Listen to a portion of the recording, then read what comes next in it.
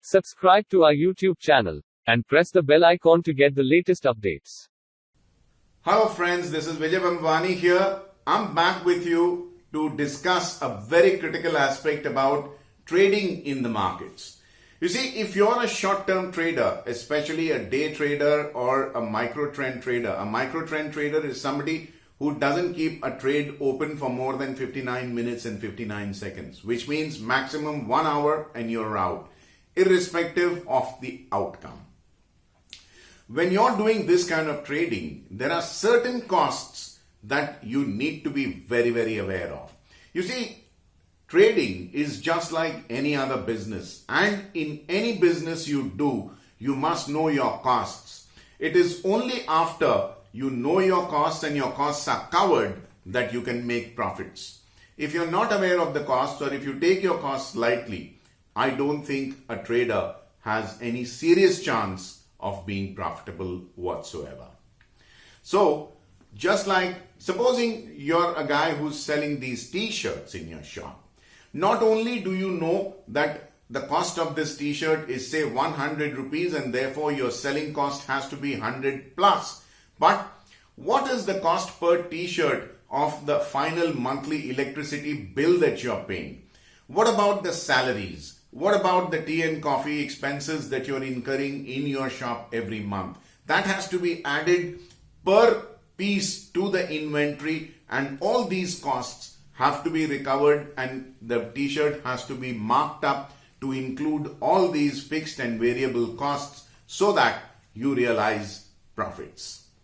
Similarly, I'm going to talk about two very critical costs for a day trader, and one of them is a known but still ignored, and the other is possibly unknown and therefore obviously ignored. Although I've talked about the second aspect of it, bear with me, I'm going to show you graphics on the screen so that you understand the subject better. The first one I'm talking about is the transaction cost. In the stock market, it is STT, Securities Transaction Tax. In the commodities market, it is CTT, the Commodities Transaction Tax. Now, the more you trade, the more tax you will incur. A good trader knows that his take-home profit must always be higher than the amount of execution costs and taxes put together. So what kind of costs and taxes there are? One, brokerage, can't do without it. GST on brokerage, can't do without that either. Then you have STT. Then you have exchange transaction costs. You have stamp duty, which will vary from state to state. You will have SEBI turnover charges, which will be uniform all across the country. Now, these are costs that you have to build into. But if you observe your contract note, you will see that the heaviest of all these costs is the STT. And that, my friends, can really make or break a trader at the end of the year when you sit together to file your IT returns and prepare your P&L account for that year. You will realize how much STT you have paid, provided you break your bill into 6 portions. Debits and credits, the final one, and all these transaction costs separately. You will get shocked. So what is the ultimate point that I'm trying to drive home here? Look at your trade efficiency ratio. All these 6 costs put together, if it is 100 rupees, your profit has to be more than 150 or 200 rupees. If it is not happening, you don't take those kind of trades, because these are costs that can sink you. I know many traders who feel even if they make 500 rupees at the end of the day after incurring execution, trade, commission costs, etc. of 5,000 rupees, it's okay because it's intraday profit and therefore free money. Well, be that as it may be partly true, but you're not a very efficient deployer of capital. Besides, when you're trading by the seat of your pants like this, it just takes you one bad trade to knock you out of business. This kind of a trader is eating like an ant and shitting like an elephant, which means you're taking small profits home, but whenever you get hit by the market, ultimately we all get hit by the market in that one bad trade, you will lose this much. So when you're making this much. When you're losing this much, because you're trading by the seat of your pants. That's not to happen.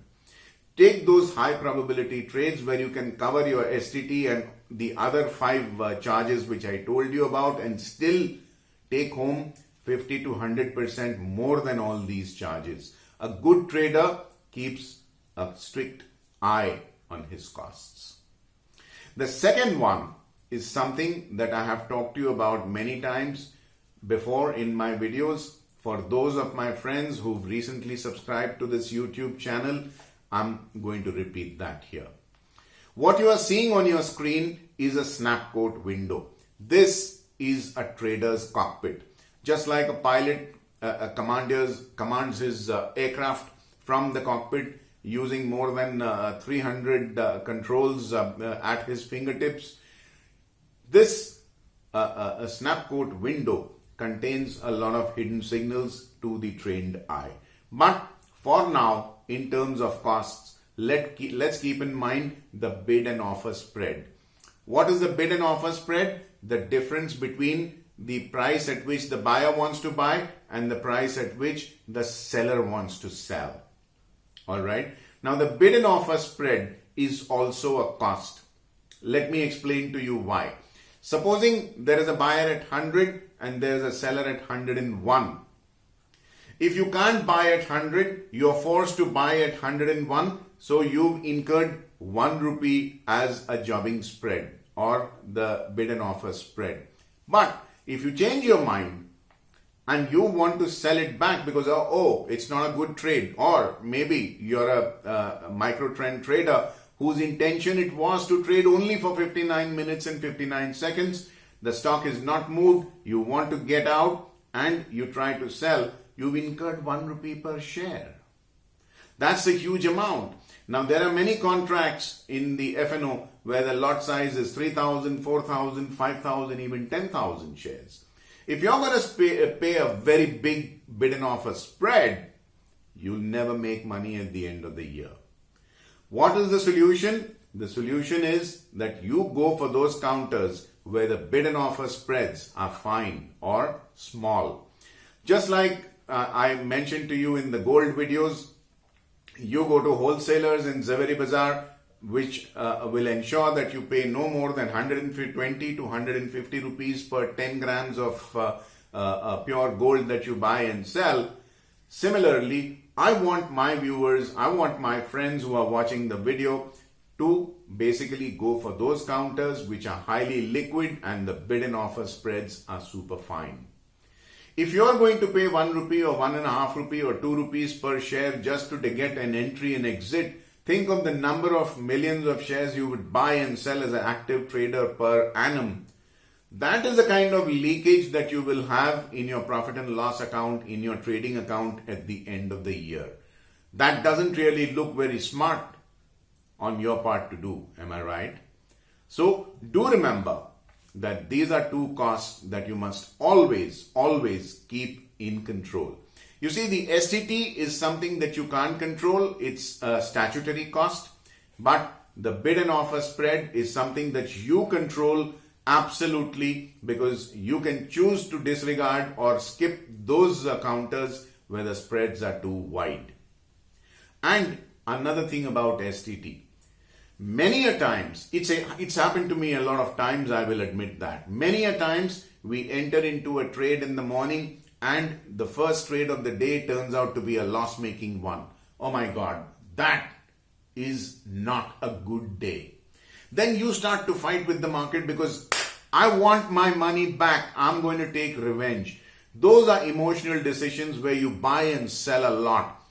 Maybe on your screen, you might see a profit on the snapcoat window. But guess what?